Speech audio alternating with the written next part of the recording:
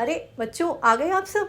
कैसे हो आप सब? आई होप आप लोग बहुत अच्छे होंगे ना। तो जैसे कि आप सबके एग्जाम्स आ रहे हैं, क्लास 10th के लिए मैं बात कर रही हूँ और उनके लिए हम एक स्पेशल वीडियो लेके आए हैं जिसमें आपको फुल ग्रामर हम कराएंगे बहुत कम टाइम में, जिसमें आपका पूरा सिलेबस खत्म होगा ग्रामर का। ठीक है, हर एक टॉपिक जो भी आपका ग्रामर में आना है उससे रिलेटेड हम आपको एक्सरसाइज कराएंगे, जिसके थ्रू आपके जो भी डाउट्स होंगे वो सब क्लियर हो जाएंगे। ठीक है ना। सो अगर जो बच्चे नए आए इस चैनल पे, जल्दी से चैनल को सब्सक्राइब कर दो, वीडियो को लाइक कर दो। बेटा बहुत मेहनत लगती है वीडियो बनाने में, है ना, आप सबको पता है। और अपने फ्रेंड्स में भी शेयर करो। तो चलो बिना किसी टाइम वेस्ट करे इस वीडियो को शुरू करते हैं और आपके सारे डाउट्स को हम क्लियर करते हैं। ठीक है, सबसे पहले टॉपिक है डिटरमाइनर्स, उसके बाद आपके टेंसेज होंगे, फिर आपका रिपोर्टेड स्पीच होंगे। जो भी टॉपिक्स हैं वो सब हम इस वीडियो में कवर करने वाले हैं। तो बेटा आपके सामने ये क्वेश्चंस गिवन है, ये सारे ऑप्शंस गिवन है। जल्दी से इन क्वेश्चंस को देखो, ऑप्शंस में से जो करेक्ट ऑप्शन है उसको जल्दी से फिल करो, अपनी नोटबुक पे लिखो और मैच करो, और हम आपको इसके आंसर्स बताते हैं और उससे फिर देखना आपके कहां पर कौन से क्वेश्चंस गलत होते हैं। तो देखो बेटा, फर्स्ट क्वेश्चन क्या लिखा है, आई हैव रेड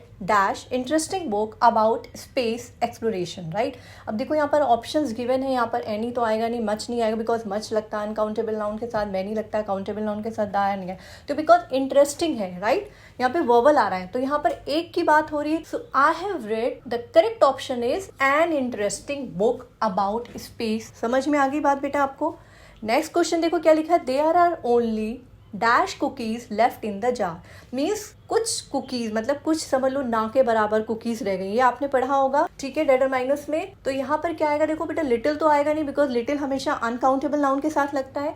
फ्यू जो होता है वो काउंटेबल नाउन के साथ लगता है। उसमें आपने पढ़ा होगा एक फ्यू होता है, आ फ्यू होता है और दा फ्यू होता है। जो फ्यू होता है वो ना के बराबर होता है, आ फ्यू मतलब थोड़ा सा उससे ज़्यादा, और दा फ्यू मतलब जो कुछ भी है। ठीक है, तो यहाँ पर क्या आ जाएगा, there are only few cookies left in the jar, मतलब ना के बराबर कुकीज हैं जार में, मतलब मुश्किल से एक ही पड़ी होगी।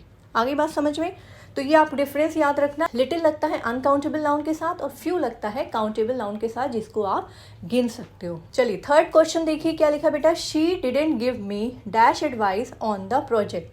अब देखो सम है, एनी है, मच है, मैनी है, दा है, और ये सारे ऑप्शन है। जरूरी नहीं है वो रिपीट भी हो सकते हैं, या आप इसमें से देख लो जो आपको करेक्ट लगता है उसे फिल करो। तो यहाँ पर आप एक बात याद रखो बेटा, जब भी कोई निगेटिव बात होती डिडेंट, तो डिडेंट मतलब कि उसने मुझे नहीं दी, मीन्स उसने मुझे कोई एडवाइस नहीं, मतलब जो निगेटिव सेंटेंसेस होते हैं वहां पर हम एनी का यूज करते हैं। तो यहाँ पर लग जाएगा she didn't give me any advice on the project, मतलब उसने मुझे प्रोजेक्ट पर कोई भी एडवाइस नहीं दी। He has dash knowledge about ancient history. अब देखो यहाँ पर ये सारे ऑप्शंस गिवन है, जल्दी से देखो और मुझे बताओ करेक्ट ऑप्शन क्या है। तो करेक्ट ऑप्शन है बेटा, ही हैज लिटिल नॉलेज, मतलब उसको ना के बराबर नॉलेज है एंशिएंट हिस्ट्री के बारे में। बिकॉज यहाँ पे नॉलेज क्या है, एक अनकाउंटेबल नाउन है, इसीलिए हम लिटिल का यूज करेंगे, फ्यू का यूज नहीं करेंगे। क्लियर। चलिए नेक्स्ट क्वेश्चन देखो बेटा क्या है, do you have dash friends in this city. जल्दी से ऑप्शन देखो और इसको फिल करो। अब हम क्या पूछ रहे हैं, do you have any friends in this city, क्या यहाँ पर कोई तुम्हारा दोस्त है। तो यहाँ पर हम फिर एनी का यूज करेंगे। क्लियर। इन्हीं पर ही बेस क्वेश्चंस आते हैं ज्यादातर आपके बोर्ड्स के एग्जाम में, तो आपको ये क्लियर होना चाहिए। चलो अब जल्दी से नेक्स्ट टॉपिक पे चलते हैं। So your next topic is बेटा टेंसेस। टेंसेस तो आप समझ लो एक तरीके से पूरी ग्रामर की जान है। अगर टेंसेस नहीं है तो आप कोई सेंटेंसेस बना ही नहीं सकते हो। तो यहाँ पर देखो बेटा, आपको वर्ब गिवन है हर सेंटेंस में। ठीक है, देखो यहाँ भी गिवन है, यहाँ भी गिवन है, यहाँ भी गिवन है। आपको सेंटेंस के अकॉर्डिंग वर्ब को फिट करना है कि वो प्रेजेंट टेंस में आएगी, पास्ट में आएगी या फ्यूचर में आएगी। वैसे उसके भी फॉर्म होते हैं, present continuous, present perfect continuous, इस तरह पास्ट के और फ्यूचर के सारे। तो अब देखो फर्स्ट क्वेश्चन देखो जल्दी से, और आप अपनी नोटबुक में इसके करेक्ट आंसर फिल करो और मैच करो इससे। क्या लिखा हुआ है, she dash right a letter when the phone wrong. देखो रैंग क्या है, वर्ब की सेकंड फॉर्म है, मतलब वो क्या कर रही थी जब फोन बजा, तो वो क्या कर रही थी, वो एक लेटर लिख रही थी। जैसे मैं आपको हर वीडियोस में बताती हूँ कि कोशिश करो इन सेंटेंसेस को हिंदी में ट्रांसलेट करने की, आपको बहुत ईजी हो जाएगा, आपको करेक्ट ऑप्शन भी आपके माइंड में आ जाएगा और आपका कभी क्वेश्चन गलत नहीं होगा। तो क्या हो जाएगा बेटा यहाँ पर, शी वॉज राइटिंग। ठीक है, पास्ट कॉन्टिन्यूअस हो जाएगा यहाँ पर, she was writing a letter when the phone ring. याद रखो बेटा, पूरा सेंटेंस को अच्छे से पढ़ना एग्जाम में और देखना कौन सा टेंस गिवन। अब यहाँ पे आपने रैंक देख लिया, यानी वर्ब की सेकंड फॉर्म है, तो यानी पास्ट टेंस हो गया, तो आपको पास्ट का ही वहाँ पर फिल करना है। ठीक है, और हिंदी में ट्रांसलेट कर लेना। अब इसी तरह नेक्स्ट क्वेश्चन देखो, बाय नेक्स्ट ईयर मतलब अगले साल, we dash complete our course. तो नेक्स्ट ईयर आ गया यहाँ पर, नेक्स्ट ईयर मतलब हो गया फ्यूचर में चले गए आप, ठीक है। तो यहाँ पर फ्यूचर टेंस आएगा, तो क्या हो जाएगा, अगले साल हम अपना कोर्स कंप्लीट कर चुके होंगे, यानी फ्यूचर परफेक्ट हो गया। तो विल हैव और वर्ब की थर्ड फॉर्म लगती है, आपको पता है ना फ्यूचर में, तो क्या हो जाएगा, कंप्लीटेड। हो सकता है आपको इस राइटिंग कुछ समझ में नहीं आ रही हो बेटा, बट मैं आपको बोल रही हूँ, आप उसको मैच कर लो। By next year we will have completed our course. I hope आपको समझ में आ जाएगा बेटा। छोटी छोटी बातों को ध्यान रखना है। देखो नेक्स्ट ईयर आया तो मतलब फ्यूचर में चला गया, रैंग है तो वर्ब की सेकंड फॉर्म हो गई, वो पास्ट में चला गया। अब जल्दी से देखो third question, I dash not see him since last Monday, means last Monday से मैंने उसको नहीं देखा। क्या हो जाएगा बेटा, I have not seen him, I have not seen him, मैंने यहाँ लिखा नहीं है, मैं बोल रही हूँ, अब मैच कर लो, यहाँ पर प्रेजेंट परफेक्ट आ जाएगा, I have not seen him since last Monday. Clear. चलो जल्दी से नेक्स्ट क्वेश्चन पे आते हैं। Every morning she dash go for a walk in the park, मतलब हर सुबह जो काम आप डेली करते हो ना, वहाँ पर हमेशा सिंपल प्रेजेंट आता है, मीन्स वर्ब की फर्स्ट फॉर्म आती है, और उसमें आप एस या ई एस ऐड करते हो अकॉर्डिंग टू द सब्जेक्ट। अगर सब्जेक्ट सिंगुलर है तो एस ऐड करोगे वर्ब में, और अगर प्लूरल है ई और आई एस नहीं आएगा, ठीक। तो क्या हो जाएगा, एवरी मॉर्निंग शी गोज, यहाँ पर क्या आ जाएगा बेटा, she goes for a walk in the park, मतलब रोज सुबह वो पार्क जाती है वॉक करने। नेक्स्ट देखो जल्दी, when I reach the station the train dash leave already, तो देखो रीच्ड आ गया, रीच्ड मतलब वर्ब की सेकंड फॉर्म हो गई, यानी वो पास्ट टेंस में चला गया। तो जब मैं स्टेशन पहुंचा तो द ट्रेन लीव ऑलरेडी, क्या होगा इसका ऑप्शन, जल्दी बताओ। The train had left already, train जा चुकी थी जब मैं स्टेशन पहुंचा, तो यहां पर हो जाएगा बेटा हैड और लेफ्ट, वर्ब की थर्ड फॉर्म लगती है हमेशा पास्ट परफेक्ट में, मतलब जितने भी परफेक्ट होते हैं उसमें हमेशा वर्ब की थर्ड फॉर्म का यूज करते हैं। आई होप आपको इस एक्सरसाइज के थ्रू टेंसेस भी क्लियर हो गए होंगे, और ये भी पता चल गया होगा कि कहाँ पर आपको कौन सी फॉर्म टेंस की फिल करनी है, ठीक है। इसी तरीके के आपके एग्जाम्स में क्वेश्चन आते हैं, घुमा देते हैं और बच्चे कंफ्यूज हो जाते हैं और पढ़ते नहीं हो पूरा। मेन चीज़ क्या, आप लोग सेंटेंस नहीं पढ़ते हो, उसको हिंदी में ट्रांसलेट कर लोगे, जल्दी समझ में आ जाएगा, ठीक है। चलो जल्दी से हम अपने नेक्स्ट टॉपिक पे चलते हैं। तो देखो नेक्स्ट टॉपिक बेटा आपके सामने है मॉडल्स, ठीक है। आपने पढ़े होंगे अपने स्कूल में, ठीक है, अब तक आप सब कुछ पढ़ चुके होंगे, और अगर हम नहीं भी पढ़े, कंफ्यूजन है अभी भी, तो आपको इस एक्सरसाइज के थ्रू वो कंफ्यूजन भी दूर होने वाला है। देखो can, could, may, might, share, should, must, would, ये सब सारे मॉडल्स हैं जिनको आपको यूज़ करना है। उसके आगे देखो आपको ऑप्शंस गिवन है, सजेशन दे रहे हो, कोई पोलाइट रिक्वेस्ट कर रहे हो, पॉसिबिलिटी हो रही है, नेसेसिटी हो रही है, एडवाइस हो रही है। तो जल्दी से क्वेश्चन को पढ़ो, फटाफट अपनी नोटबुक में उसके आंसर्स लिखो और जल्दी से मैच करो जो मैं आंसर आपको यहाँ पर बता रही हूँ, ठीक है। क्वेश्चन आपने पढ़ लिया, यहाँ पर सजेशन हो रहा है, मतलब आपको करना चाहिए, ठीक है। आप लेट हो, आपको उसके लिए माफी मांगनी चाहिए मतलब करना चाहिए, तो शुड का यूज होगा।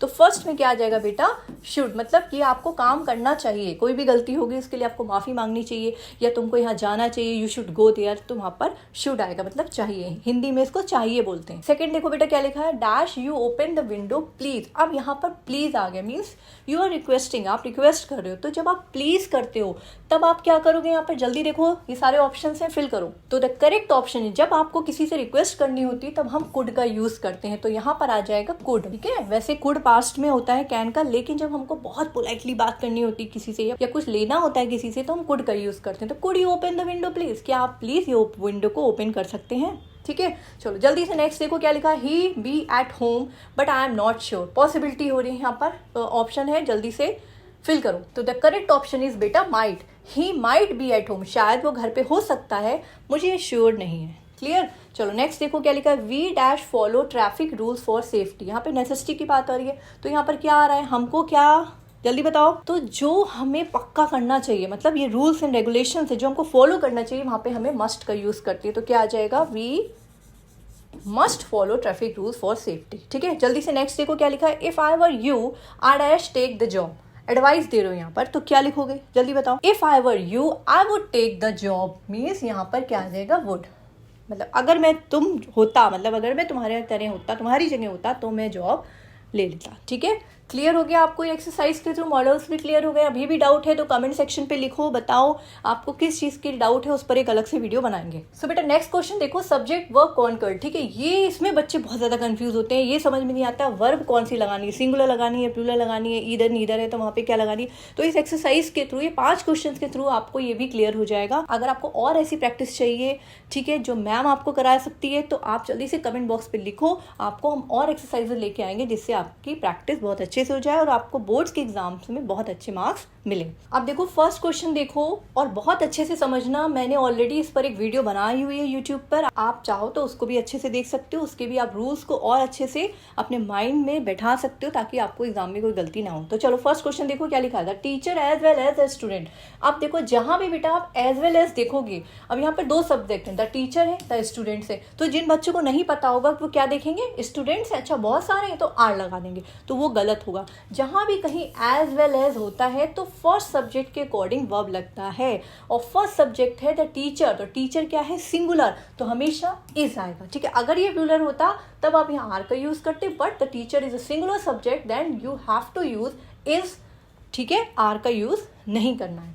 अब सेकंड देखो, either of the answers dash is, ये आर करेक्ट, आपको इज लगाना है, यार देखो आंसर्स है, यही बच्चे कंफ्यूज हो जाते हैं और गड़बड़ कर देते हैं, है ना। अब देखो ईदर ऑफ, याद रखो बेटा, जहां ईदर ऑफ, नीदर ऑफ, ये सब चीजें आई, उसके बाद भले ही आपका ये चीज प्लूरल में लिखा क्यों ना हो, आपको हमेशा सिंगुलर वर्ब का यूज करना है। याद रखो, अपने माइंड में बैठा लो, ईदर ऑफ, नीदर ऑफ अगर कहीं भी दिखेगा, उसके आगे कुछ भी लिखा हो, कोई कितने भी पर्सन लिखे हो या कितना भी प्लूरल फॉर्म लिखा हो, आपको हमेशा सिंगुलर वर्ब का यूज करना है, इसका यूज करना है। ठीक है, चलो नेक्स्ट देखो क्या लिखा है, neither Ramesh nor his friends has या हैव कंप्लीटेड द प्रोजेक्ट। आपको इसमें से करेक्ट ऑप्शन चूज करना है। तो अब याद रखो बेटा, नीदर नॉर या ईदर और हुआ तो उसमें बाद वाला सब्जेक्ट के अकॉर्डिंग वर्ब आता है, एज वेल एज में फर्स्ट सब्जेक्ट के अकॉर्डिंग वर्ब आता है, और ईदर और नीदर नॉर में हमेशा लास्ट वाले सब्जेक्ट के अकॉर्डिंग वर्ब आता है। तो करेक्ट ऑप्शन होगा हैव।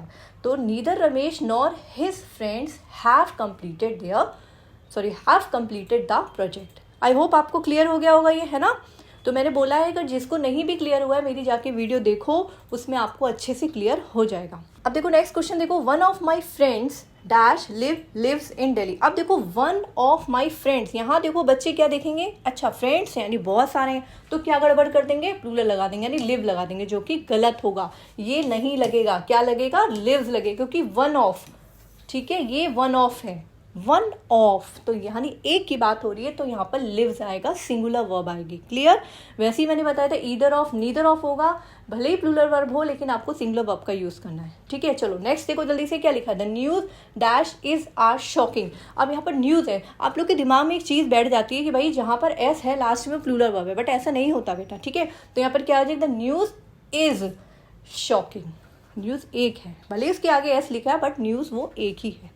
आई होप इस एक्सरसाइज के थ्रू आपको सब्जेक्ट वर्ब जो कॉन्कर्ड हैं, जो आपके एग्जाम्स में आते हैं, वो क्लियर हो गए होंगे। मैं बार बार बोल रही हूँ, अगर नहीं हुए तो जाके मेरी वीडियो देखो, आपको और भी अच्छे से क्लियर हो जाएंगे। तो चलो अब आ गए हम अपने अच्छे से टॉपिक रिपोर्टेड स्पीच पे। बहुत से बच्चों को आता होगा, बहुत ईजी है, अच्छे से समझ लोगे, इससे आपके जो भी रूल्स हैं वो भी क्लियर होते जाएंगे। देखो फर्स्ट क्वेश्चन देखो क्या लिखा हुआ है, he said I am learning French. सबसे पहले आप लोग ये जान लो, ये जो होता है बेटा, ये होता है रिपोर्टिंग वर्ब। ठीक है, ये रिपोर्टिंग वर्ब होता है, और ये होता है बेटा रिपोर्टिंग स्पीच, जो इन्वर्टेड कॉमर्स में लिखी होती है। क्लियर। हमेशा देखना है ये कि रिपोर्टिंग वर्ब पास्ट टेंस में है, मतलब सेड लिखा है मीन्स ये पास्ट टेंस में, तो इसके रिपोर्टिंग स्पीच के जो सेंटेंस है, इसका जो टेंस है उसमें चेंज होगा। ठीक है, अब आओ इस पर, देख लिया वर्ब पास्ट में है। अब देखो ये कौन से टेंस में गिवन है, आई एम लर्निंग फ्रेंच, ये कौन से टेंस में, बताओ जल्दी से, प्रेजेंट कॉन्टिन्यूस है। तो प्रेजेंट कॉन्टिन्यूस किस में चेंज होता है, पास्ट कॉन्टिन्यूस में चेंज होता है। ठीक है, और दूसरी चीज़ ये पर्सन्स आपको पता है ना, फर्स्ट सेकंड थर्ड पर्सन होते हैं। फर्स्ट पर्सन अगर है, जैसे आई है यहाँ पर, तो वो हमेशा इसके अकॉर्डिंग चेंज होगा, तो क्या हो जाएगा यहाँ पे ही। तो इसका करेक्ट आंसर क्या होगा बेटा, ही वॉज लर्निंग फ्रेंच। क्या हो जाएगा बेटा, he was learning French. I hope आपको क्लियर हो गया होगा, ठीक है ना। चलो अब जल्दी से नेक्स्ट क्वेश्चन देखो क्या लिखा है, she asked where do you live. अब देखो यहाँ पर क्वेश्चन है, क्वेश्चन दो टाइप के होते हैं, आपको पता है रिपोर्टिंग स्पीच में। एक फर्स्ट काइंड ऑफ इंट्रोगेटिव होते हैं, एक सेकंड काइंड ऑफ इंट्रोगेटिव होते हैं। फर्स्ट काइंड में जिसमें आपके do, did, does, is, am, are, was, were, will, shall से स्टार्ट होते हैं। वहाँ पर अगर आप कनेक्ट करते हो दोनों सेंटेंसेस को तो इफ से कनेक्ट करते हो। लेकिन यहाँ पर अगर क्वेश्चन वर्ड से ही स्टार्ट है, सपोज वेयर से स्टार्ट है, तो इन दोनों का कनेक्शन वेयर से होगा, ठीक है। और यहाँ पर किससे था बेटा? दैट से था। तो क्या हो जाएगा? He said that he was learning French first में। शी आस्क्ड, वेयर का वेयर ही रहेगा। अब क्या लिखा देखो यहाँ पे, डू यू लिव, ये प्रेजेंट टेंस में, सिंपल प्रेजेंट में। तो सिंपल प्रेजेंट किस में चेंज हो जाएगा? सिंपल पास्ट में चेंज हो जाएगा, ठीक है। शी आस्क्ड, वो किससे कह रही है? वो आपसे कह रही है, तो आपके लिए यूज होगा। तो यहाँ पर क्या हो जाएगा बेटा? वेयर, यू किस में चेंज हो जाएगा? जल्दी बताओ। आपसे कह रही है ना, यू किससे? आपसे कह रही है, तो क्या आ जाएगा? Where I lived. वेयर, ये वेयर लिखोगे, मैं इसके आगे शॉर्ट में आंसर लिख देती हूँ, वेयर आई लिव्ड, ये इसका करेक्ट टेंस जो चेंज होगा, ठीक है। तो she asked where I lived, full stop, question mark remove हो जाएगा, ठीक है। चलो जल्दी से नेक्स्ट देखो। They said we won the match yesterday. They said change होगा टेंस, दैट लगा दोगे बिकॉज इंट्रोगेटिव नहीं है। अब देखो we won the match yesterday, तो वी यानी हमारे लिए आया, फर्स्ट पर्सन हो गया। तो फर्स्ट पर्सन किस में चेंज होगा? जल्दी बताओ। फर्स्ट पर्सन फर्स्ट सब्जेक्ट के अकॉर्डिंग, तो दे का ते आ जाएगा। अब ये कौन सा टेंस है? वन, यानी सिंपल पास्ट है। तो सिंपल पास्ट किस में चेंज होता है? जल्दी बताओ। तो सिंपल पास्ट किस में चेंज होता है? पास्ट परफेक्ट में। तो क्या आ जाएगा बेटा इसका answer? They had one the match, और यस्टरडे चेंज हो जाएगा द प्रीवियस डे। तो इसको अपनी, अगर आप नोटबुक में आंसर्स लिख रहे हो तो मैच कर लो। मैं बोल रही हूँ बिकॉज बेटा यहाँ लिखने की जगह नहीं है। तो क्या हो जाएगा? They said that they had one the match the previous day. Clear? चलो जल्दी से नेक्स्ट देखो क्या लिखा। He said dash may you succeed in life. अब यहाँ पर एक्सप्लेनेशन साइन है, राइट। जब आपका एक्सप्लेनेशन साइन होता है तब आप क्या करते हो? तो यहाँ पर आप विश कर रहे हो, यानी कि उसको, तो क्या आ जाएगा बेटा? ही विश। यहाँ पे सेड की जगह क्या कर दोगे? यहाँ पर ही विश्ड, और दैट से कनेक्ट करना है इसको, ठीक है। दैट से कनेक्ट करना है, तो क्या हो जाएगा बेटा? ही विश दैट यू। यहाँ पर आपका देखो यू क्या है? प्रोनाउन है। तो यहाँ पर आपसे बात कर रहे हैं तो यहाँ पर आई का यूज हो जाएगा। ही विश दैट आई माइट, तो क्या हो जाएगा बेटा? ही विश दैट आई माइट, फिर आगे ये वाली line, succeed in life. I hope आपको ये क्लियर हो गया अच्छे से रिपोर्टेड स्पीच, ठीक है। और अगर नहीं क्लियर हुई है तो मैंने इसके ऊपर भी एक सेपरेट वीडियो बनाई, जाके उसको देखो। बहुत कम टाइम में आपको डायरेक्ट इनडायरेक्ट क्लियर हो जाएगा। आई होप बेटा आपको जो मैंने एक्सरसाइज कराई है इससे आपके जितने भी डाउट्स हैं वो क्लियर हो गए होंगे, और अब आपका एग्जाम में कोई भी आंसर रॉन्ग नहीं होना चाहिए, ठीक है। और अभी भी मैं बोल रही हूँ, अगर भी आपको डाउट है तो मैंने इसके ऊपर एक सेपरेट वीडियोस बनाई हैं अलग अलग टॉपिक्स पर। जैसे मैंने आपको बताया subject verb with concurrent, gap filling, आप जाके देखो, वहाँ भी आपको बहुत अच्छे से क्लियर हो जाएगा। डायरेक्ट इनडायरेक्ट रिपोर्टेड स्पीच पे भी मैंने बनाया, उसको भी जाके देखो, आपके डाउट्स क्लियर हो जाएंगे। तो आई होप आपको ये वीडियो बहुत अच्छे से समझ में आई होगी, आपके आंसर्स आपने मैच किए होंगे। और इसी के साथ मिलते हैं अब एक नेक्स्ट वीडियो में, तब तक के लिए ऑल द बेस्ट। और हाँ, जाने से पहले जल्दी से चैनल को सब्सक्राइब तो कर दो ताकि आपको मेरी और आने वाली वीडियोस फटाफट मिल जाए।